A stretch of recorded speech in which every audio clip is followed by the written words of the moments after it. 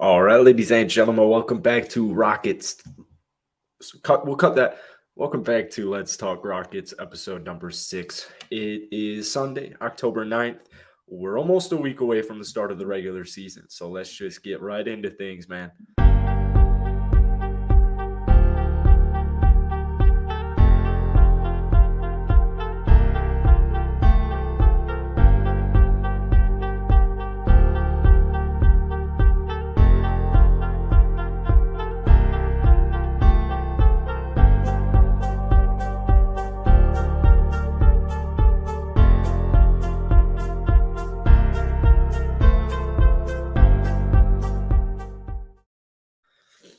All right.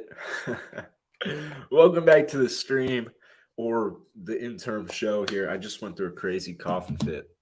Hope you guys are having a great weekend. Hope nobody's getting the Sunday blues too bad. If you are getting the Sunday blues, that's why I'm here, right? That's why we're all here. This is a community. I do have to make sure this phone gets charged. We've done 6 of these so far in the last 10 days. I think I've probably 5 or 6 on that. We're back. All right. We have our final preseason game tomorrow. We're going to throw this in. I go back home. I'm still in Chicago. I go back home to Fort Myers in a couple of days here. We'll be kind of in our normal setup, although I've been back because of the hurricane for like 2.5 weeks. This feels pretty normal to me right now. But flights booked to Houston. I will be in Houston for several days just in case anything comes up, anybody wants to do anything. I've been to Houston only a handful of times, but I've never been to like downtown Houston and just, straight up enjoyed it, straight up kicked up. So I'm very excited to be visiting Houston. I hope to see a lot of you guys. If you see me, you want to say what's good, please say what's good, because I'm a pretty shy dude.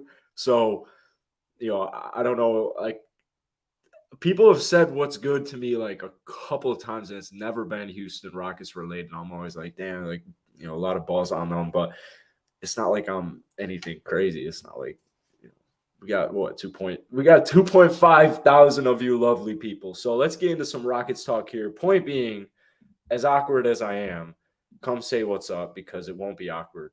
I just have awkward delivery, I guess. I don't know what to do about these backgrounds, man. Do we go Braun? We're going to go Braun here. All right, what's up, Malik? Chicken? Word. What's up, Huska? How you doing, man? We got another late night for you. We're going to go to the OG Joel Embiid.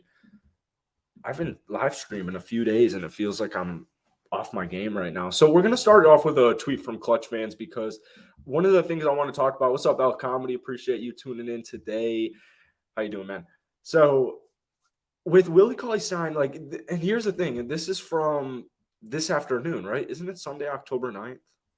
So, man, I don't think this is like as accurate as they come here. This is the tweet from Clutch fans. I'd love to hear what you guys have to say. Oh my God, wait, first off, dude, this is so cool. I like to admire your hustle with all the channels. Is that hard? Oh, dude. Wait, is that Maxi? Oh, shit. I'm sorry about the Joel background. I admire your hustle with all the channels. Took me a while to puzzle. It was the same guy on a few of them. Keep grinding, bro. Thank you. I appreciate it, man. I try and keep it as low key as possible. But some of you guys see my other channels. Like I have a Chicago Bears channel. There's a couple of people that have been like, dude, you're the Houston Rockets daily guy. I'm like, yeah, hell yeah. So I appreciate that a lot, man, because we've been grinding at these for like 5 straight months now. I've been doing this channel for over a year, and the main channel for like 2 years now, but I appreciate it a lot. Now that we're out of college, man, got to make ends meet, right? And I love doing this. I hope to do this every day the rest of my life. So appreciate that. Let's get into this here real quick. Or not real quick. That sounds doggy. Barring trade, these 13 are safe. Now, I have some opinions on this, because I don't think, first off, here, we'll go down the list. Jalen Green, Jabari Smith Jr., Eric Gordon, Alperen Şengün, KPJ, Jayshawn Tate, Tari Eason, KJ Martin, Josh Christopher, Bruno Fernando, Usman Garuba, Daisha Nix, Ty Washington Jr. Now, I don't think Daisha Nix is safe. All right? I don't think he's safe, but as far as the rest of it, they're most likely all safe. Bruno, I would say, probably isn't, but he just got guaranteed to 4 years, so he's looking safe right now. Now, this tweet here from Clutch fans, which is a good site, by the way, Garrison Matthews at 14 has been trusted by coaches, but is he expendable? He's extremely expendable. And that's one of the things I've been saying since we signed this guy. I liked Gary Bird last season because it was fun.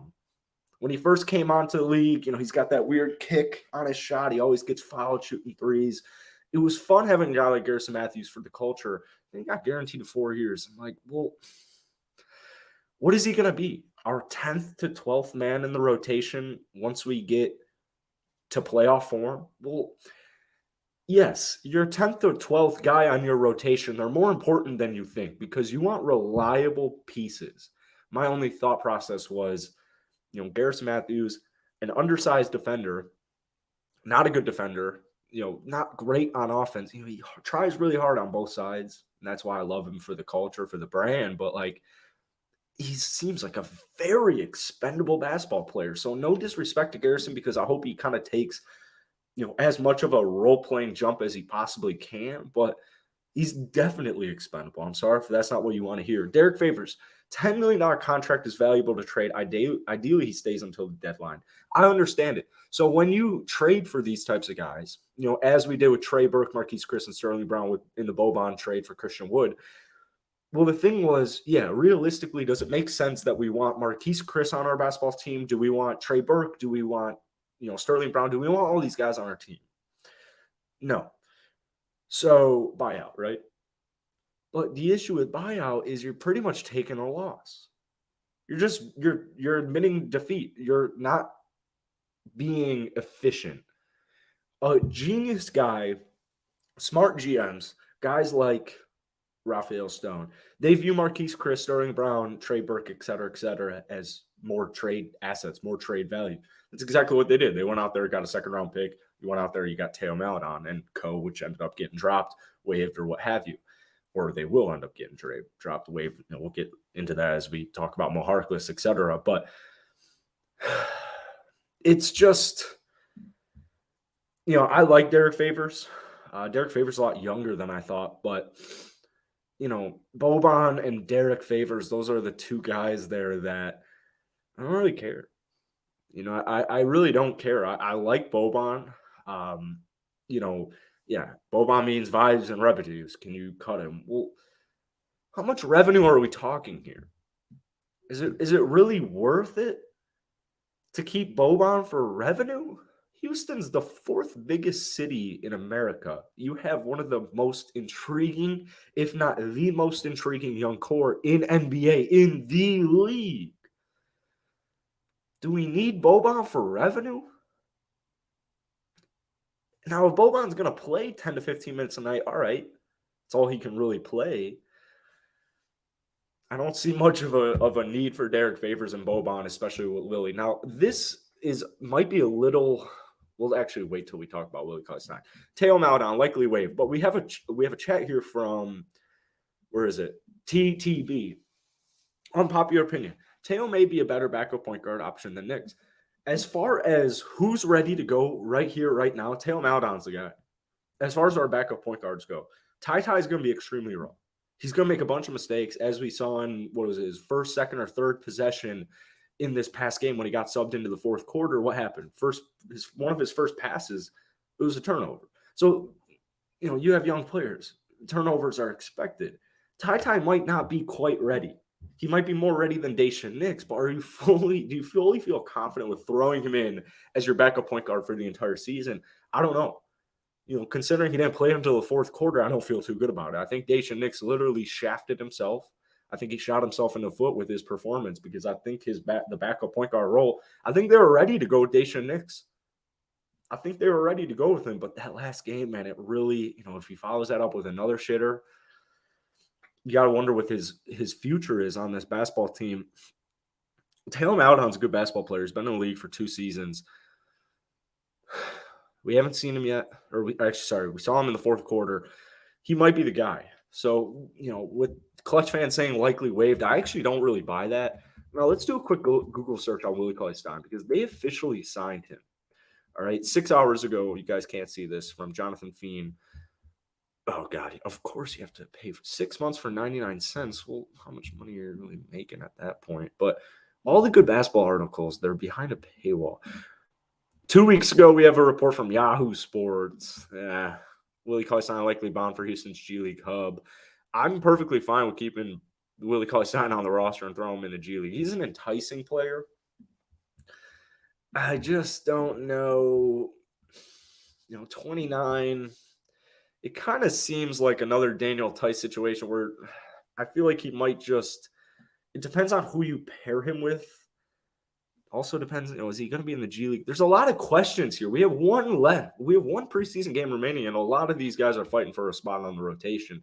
Willie Cauley, Teo Maledon, I think they're right there with it.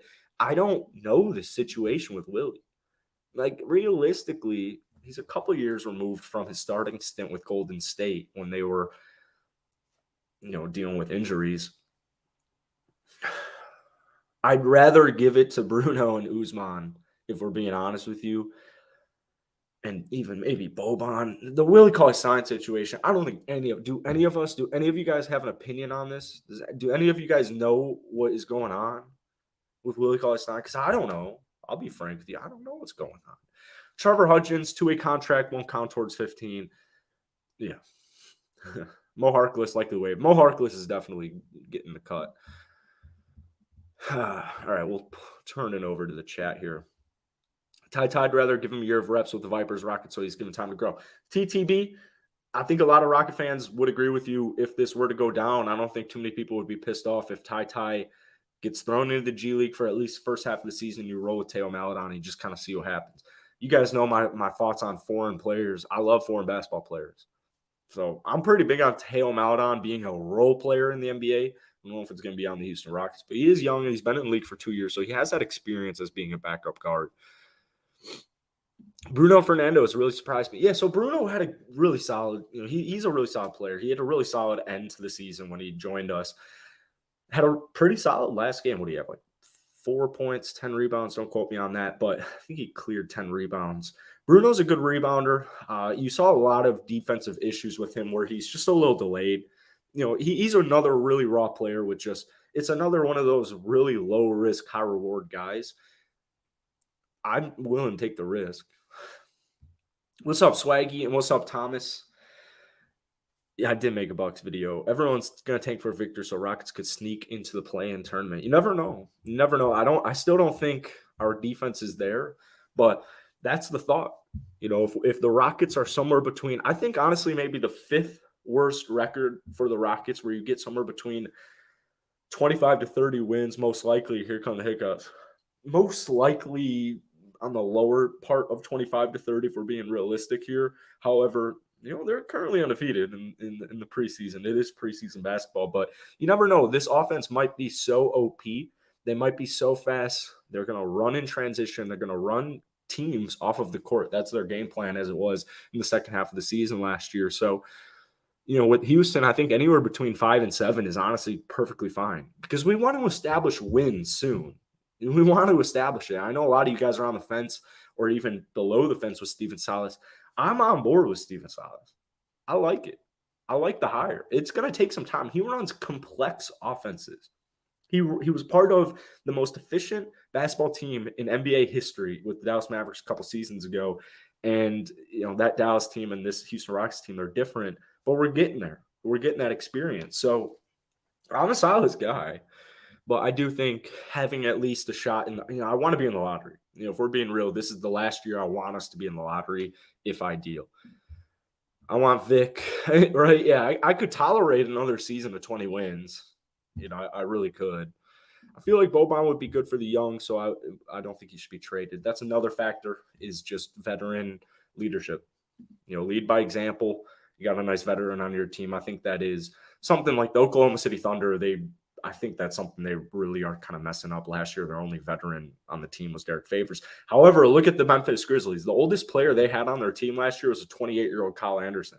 They were the second seed in the Western Conference. They didn't have vets. The oldest player who played last season for Memphis was 28 years old. So that's kind of crazy. Rockets definitely don't need Victor. We definitely don't. I'd take Scoot. I'd take Victor, and I would take Scoot. So, yeah. Bruno's a good defender. He's a solid defender. It's just sometimes I think he needs to be a little bit quicker, and you're going to get that with experience. You're going to get that with more playing time. Is Garuba the prime backup center now? I don't know, to be quite honest with you, if they're ready to just hand the backup center role to him. I think that's why you have guys like Boban, even Bruno. That's why you got Willie. That's why you got Derek still at this point. So Dameon Pierce, that's why I called Rookie of the Year Dameon Pierce. If any of you guys are Texans fans, I called Dameon Pierce Rookie of the Year, day one starter when he got drafted. They got drafted. All right, if the Rockets really want Victor Wembanyama, they're going to have to shoot for more wins, clearly, because going after the worst record in the NBA has an equal number one pick the last 2 years. Exactly. If you don't, this isn't football. If you have the worst record in the league, you're not guaranteed the top pick. So that is the issue you face. However, I don't think us Rocket fans were complaining with having, the worst record the last 2 seasons because we have Jalen Green and Jabari Smith Jr. What's up, Art? This is going to be an exciting year. If we get a ton of wins, that would entice free agents. So, yeah, that's kind of what we're talking about here. I believe that even if Houston, that's why I want them to just, if you got to around 30 wins, I still think that's enticing for free agents. Now, is it enticing for guys like, Jaylen Brown, Chris Middleton to come on over? Probably not. Probably not. You're probably going to need a little less. You probably want a guy who's, third, fourth option on a good team that has the potential. Next year's free agency is really deep. So I like what Rafael Stone's doing, where you're trying to stay flexible is really. Why didn't Harden and Russ want Silas then if he's so good? Well, you got to keep in mind, Harden requested his trade in the summer. So, Harden's going into the season, and he already made it clear to Houston that he doesn't want to be a part of the future, that he wants to get traded, and he wants to get traded to a select amount of teams. And, Rafael Stone granted that wish. It's a solid question, but, at the same time, that's why they brought him in. That's why they brought Silas in, was to pair him with James Harden, because, the offense he ran in Dallas with your heliocentric offense revolved around Luka Doncic, kind of you could make the argument is very similar to the heliocentric offense that the Houston Rockets were running prior to Silas coming into town. So it's a question that a lot of Rocket fans have been asking. We got Silas for Harden and Russ and Co. And now we're rebuilding. So that's the argument for a lot of Rocket fans that aren't too pleased with Silas's offense. They're just, they're questions to keep in mind. Also, honestly, should the Rockets just tank for the top 2? That's kind of what we're talking about here, is when you tank for the top 2, the issue is, let's say we have the worst record in the league and we come up with a 4th pick. Well, it's like now, we had 20 wins. Free agents aren't all that enticed. Even if our young guns come out to play, we still haven't established that we can win and that we can win soon. So that's really the only issue. My thought process is when you have your franchise guy, and I think it will be very, I think a lot of Rock fans would agree that our franchise guy is Jalen Green. But for the people on the fence, I think that will be pretty much shut up in the first month of the season. I think Jalen Green will average 20 this season at least. And with that being said, his scoring potential, once you have your franchise guy, you got to put the right pieces around him. So I really don't think that tanking for the top 2 pick is exactly what the Houston Rockets are looking for. I don't think that's exactly what the Houston Rockets need. Delio, Damon Pierce, nickname is officially Pierce the Fierce. Hell yeah. He was a stud in Florida, man, and my buddy's a big Florida Gator fan. Shout out Nick. Go up on Nick, and he's been big on Dameon Pierce since he was suited up for the Florida Gators. So I've been acclimated. I've been known who Dameon Pierce is. Harden didn't like the titty club. He liked the titty club too much, and Russ don't play winning basketball. I just hope Green becomes an elite defender, man. K does it all. I don't need Jalen Green to be an elite defender. I need Jalen Green to be a suitable defender, and I think he definitely has the effort, and that's why it's important to get guys like Jabari, Tari Eason, Şengün starting because, I kind of almost compare it to the Zach LaVine Chicago Bulls situation like 2 years ago where Zach LaVine was our best player and we didn't have a defensive guard. So Zach LaVine still had to guard the best opposing guard night in and night out. And when you're putting up 25 points a night, you're going to get gassed. You're doing everything on both ends of the court. So that's the concern with having a backcourt of KPJ and Jalen Green. However, I like both their efforts. This is the evaluation year, especially for Kevin Porter Jr. Can he be our starting point guard long term? Jalen Green showed a lot of flashes defensively at the end of last season, a lot of capability.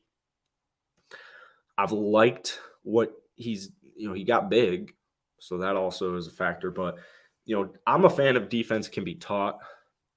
You probably can't really teach effort, but Jalen Green has that effort. I don't need Jalen to be an elite defender. Swaggy D. We got a couple swags in the chat. Personally, I don't think they should tank. They got 2 future stars in Jabari and Green and can sign a max guy on free agency. So why don't we pull up the 2023 free agent class in the NBA, and we'll take a look here. Let's share the screen. We got 21 people in here. Appreciate all y'all. All my links are down below. If you guys want to follow the Instagram, it's right there at Jackson Elstro. My Twitter is linked down below. All right. Can you guys see this? Yeah, perfect. Perfecto. And let's get rid of this chat just to clear that up. All right, we'll go with spotrack.com. Chris Middleton, Kristaps Porzingis, Kevin Love. Even a guy like Andrew Wiggins, although, Wiggins' contract's pretty big. Houston doesn't have an issue with, signing a max guy, but I think he'll take a pay cut, and I think he'll remain with Golden State Warriors. Even guys like Harrison Barnes are a little enticing. However, with Jabari Smith Jr., like guys like, Jeremy Grant, Harrison Barnes, like they're enticing players just to kind of fill up the rest of the gaps. But Jabari Smith Jr. and Tari Eason in town, I don't know if those are really gaps that we need to fill.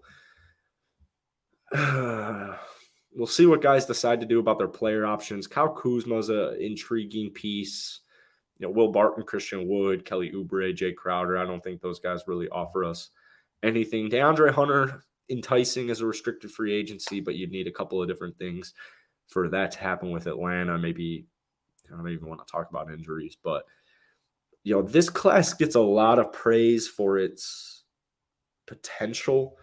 Some interesting restricted free agent guys: Cam Johnson, Cam Reddish, Rui Hachimura. But, I kind of see what Swaggy's pointing at here. Is this exactly the class we're looking at? This is the one that is not this year, but next year's class is the year people are losing their mind at.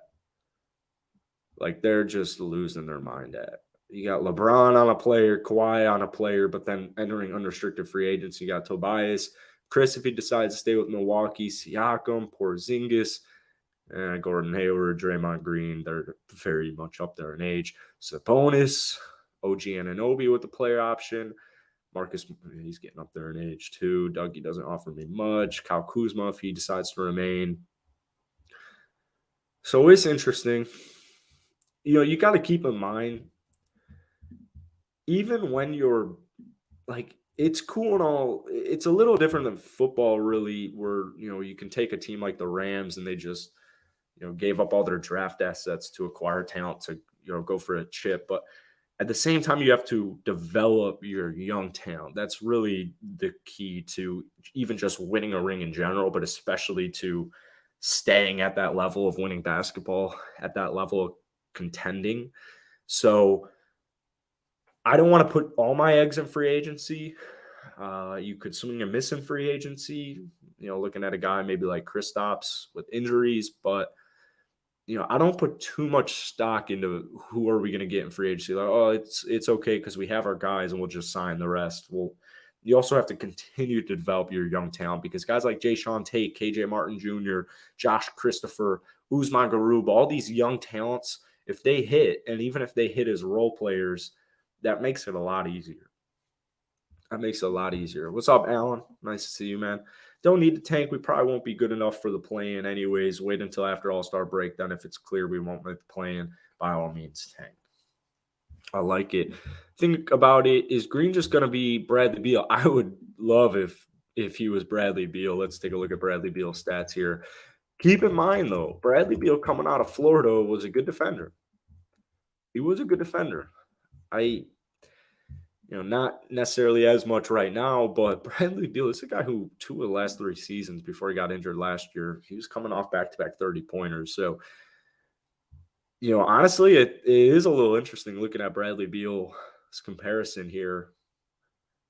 If it was the same, it took Bradley Beal 4 years to get 20 points per game. I mean, now it sounds kind of crazy looking back at it because of how good of a scorer he is, but these things take time. Look at Kawhi Leonard, even look at Kobe Bryant. It's going to come down to Şengün's rim protection. So that's also why we have guys like Tyrese and Jabari Smith Jr. to help that out. That's an interesting thing to bring up, though, Şengün's rim protection. To me, Şengün's a suitable defender. It's kind of similar. Last season, only 21 minutes a night. He averaged almost a steal and a block per game. He gets compared to Jokic a lot. I really want Şengün to be more athletic than Nikola Jokic because I think a lot of people don't realize Nikola Jokic, once you get into the playoffs, I don't care. Like, people like to make the argument because of the last 2 years without having Jamal Murray. They made a lot of improvements as far as wing depth on the defensive end. But, if you go back and you watch the series 2 years ago against Phoenix, Chris Paul was tearing them apart. Pick and roll, find Jokic. He's not fast. He's not a rim protector. Chris Paul was eating Jokic up. Same thing goes for the Dubs last season. So that's an interesting take. However, I think we have enough rim potential protectors on our squad right now. Wemby, Jabari, and Tari front court's defense would be suffocating. Defense equals championships. What's up, Cozy? How you doing, man? How soon do you think Silas should consider starting Tyrese at small forward? I think it should be immediate, but at the longest, shortest, maybe if we're being realistic, 1 month in. I think you got to take a real deep evaluation because I would imagine Tyrese probably won't average 24 and 8 like he did the other night in preseason. But, I mean, especially if he were to be dropping 20 and 10 like Christian Wood, he'll be starting very soon. Christian Wood on the bench right now with Dallas makes no sense to me. They'll change that up real quick. But Tari Eason should be a starter probably on opening night, but I think it'll take a month. I think at longest it'll take a couple months till we get into post or around the trade deadline, getting close to post All-Star break. If Tari Eason isn't starting post All-Star break, I have concerns. Unless he's playing really bad. Yeah, I don't think DeAndre is leaving Atlanta. He dropped over 20 points a night in that playoff series against Miami in the first round, and all DeAndre Hunter needs to do is stay healthy. And even if he doesn't, I don't think Atlanta is willing to just let him walk, especially. I'm actually not a Bears fan. I'm a Green Bay Packers fan, but I'm becoming more of a supporter of the Chicago Bears now that I don't live in Chicago. I think we could go for Wiggins if Tari's going to be our exhilarating sixth man.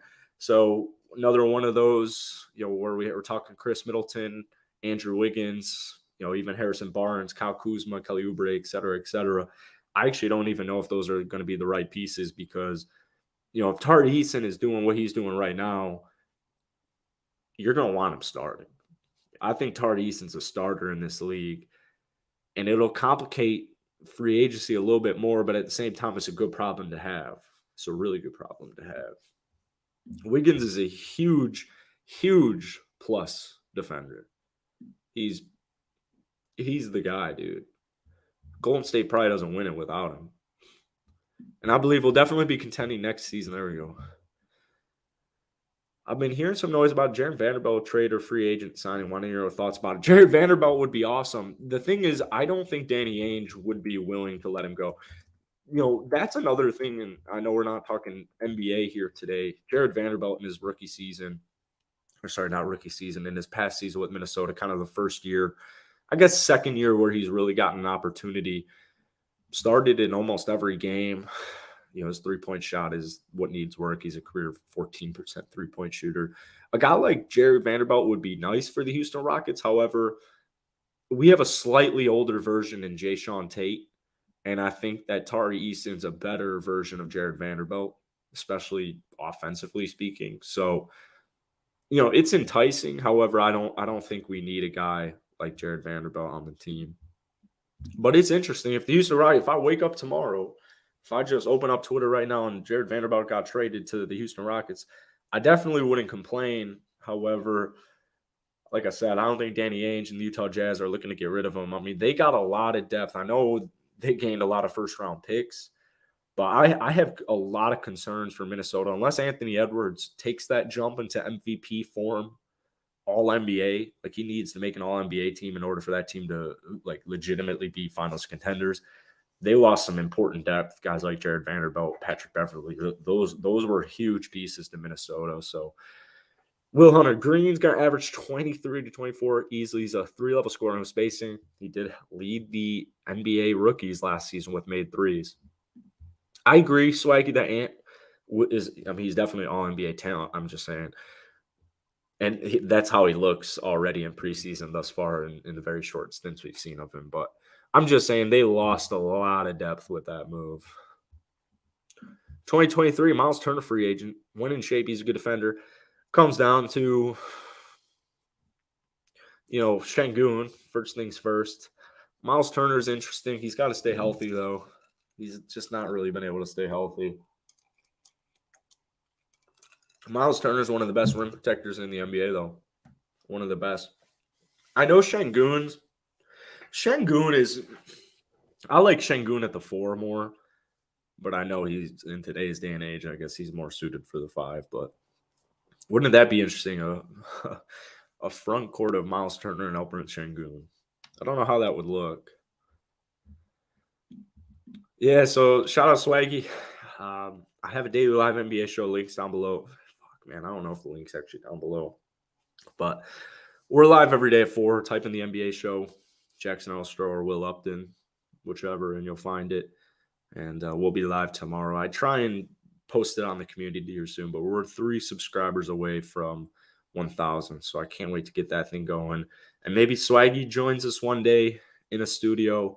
I'm really hoping that Ciro moves to either East or West Florida because I'd probably just follow him. I'll probably follow Ciro wherever the hell he moves to, just live for a little bit, honestly.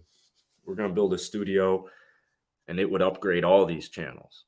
We just have a studio to work in all day. So, yeah, it's interesting. But, all right, guys, I think that about wraps it up. If anybody's got any final remarks, final questions, final comments, go ahead. Drop them down below. But I think that's about it for Let's Talk Rockets episode number 6.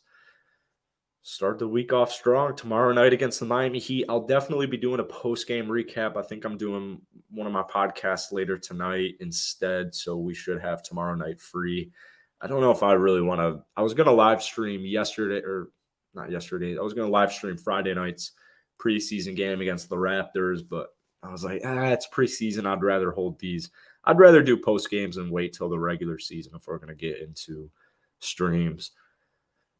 So that's it, man. Hope you guys enjoyed it. Doesn't look like we got anything else coming in. And either a day or 2 until our next stream, and be prepared for more Houston Rockets content daily on this channel. If you're watching this live, I appreciate you guys so much. If you're watching this on live, appreciate you guys so much. Hit that like button, hit that sub button. As always, all my links down below. That's my Instagram right there, Jackson Elstro. A lot of dope-ass people have been following me on Instagram, so I appreciate all y'all in Houston. I cannot wait to see you guys soon. I really hope some of you guys come up, say what's good. Just any Rocket fans, I have not been to a Houston Rockets basketball game ever. And I just am so – shout out Jorge if you're watching this late. Jorge's kind of why this is all possible. But I decided to splurge a little bit and stay for 3 days. So let's have a good time in Houston. We'll do some streams in Houston. And I look forward to meeting you guys. So that's it for today. Have a good rest of your weekend. What's the football game on tonight? Hopefully there's some good football games on tonight.